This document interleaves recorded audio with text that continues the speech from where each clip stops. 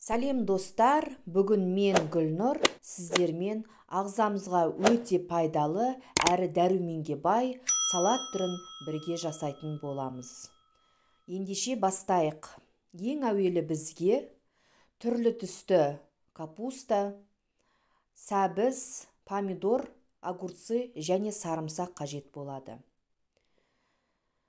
Алдын ала капустамызды осылай бөліктерге бөліп, одан кейін ыстық қайнап тұрған суымызға салып, 4-5 минутқа қалдырамыз.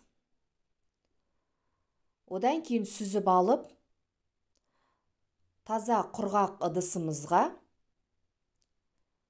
суда әбден жұмсарған цветная капустамызды салып, оның үстіне қиярымызды дәл осылай турап аламыз да ыдысымызға салып, одан кейінгі кезекте қызанағымызды тұруға кірісеміз. Ескеретін жайт, қызанағымызды дәл ортасын алып тастаймыз. Ол бізге қажет емес.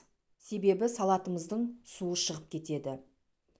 Осылай тек сыртын ғана турап аламыз да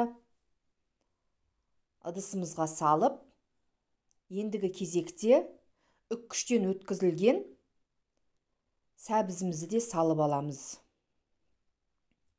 Одан кейін сарымсағымызды салып, дәміне қарай тұзымызды, өз қалауларыңызша бұрыштарымызды да салып, одан кейін біздің салатымызға дәм беретін чим-чим приправасын салып,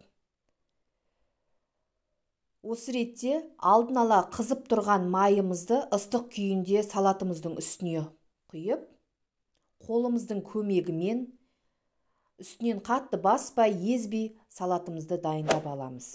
Міне, біздің өте керемет тойымды салатымыз дайын болды. Дәл осы рецепт түрмен жасап көріңіздер. Рецепт ұнаса каналыма тіркеліп, лайк басып, комментарий қалдырсаңыздар болады.